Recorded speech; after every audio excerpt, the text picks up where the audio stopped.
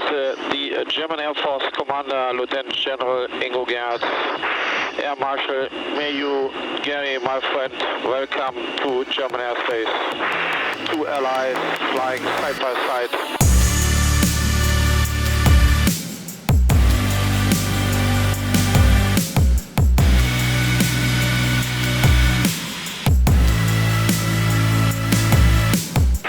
Upcoming combined Royal Air Force and German Air Force air policing in Romania will open a new chapter for the alliance.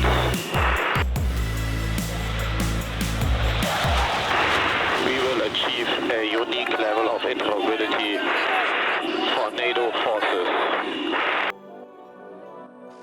Ingo, my friend, it's wunderbar to be with you in German Air Force airspace, and we're looking forward to excellent interoperability and more work together with the Luftwaffe and the Royal Air Force. Fantastic job.